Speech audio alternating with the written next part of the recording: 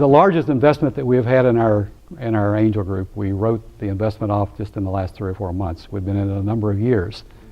And all right, so if we have $5 million of our money in this deal, $20 million of all-in money in the company. When the VC came in, one of the requirements was that we replace the CEO, which we did.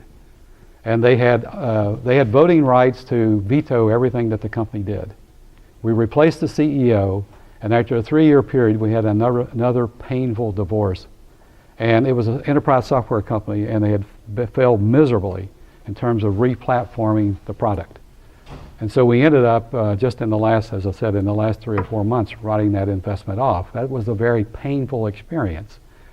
When we terminated the last CEO, we really didn't have the money to go search for a new one, nor did we have the runway to be able to say to a new CEO that we can give you enough runway for a year.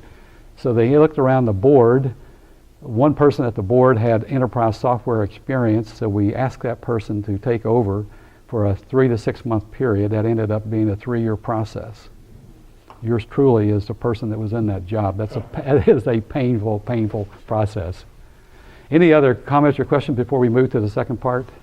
I know you don't want to micromanage, but what feedback do you get after you put money in? I'm uncomfortable with waiting for a year to find out how things are going. What kind of reporting? In our group, we report on most companies every 3 weeks. We have a meeting every 3-week period, and we are looking for feedback from the entrepreneurs on that frequency. We don't always get it. Sometimes it's a little too quick.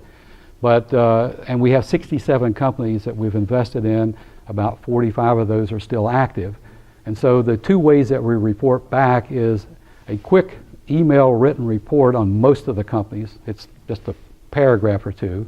And then if we have some issue, they're either raising money or some problem that they want us to help them address, we actually openly discuss those companies in the every 3-week meeting.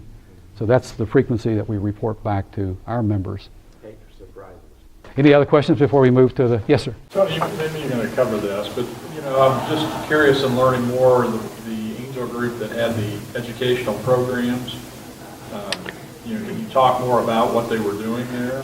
Unfortunately, they didn't articulate the specific program that they'd put together. I don't know if that person is available in the room, but if you are, and we want to move to Jason, but we can maybe touch on that at the end. If a person isn't here, I'll go back and look at the survey to see which group it was, maybe write an email to see if we can get some information that we can share with the rest of the group.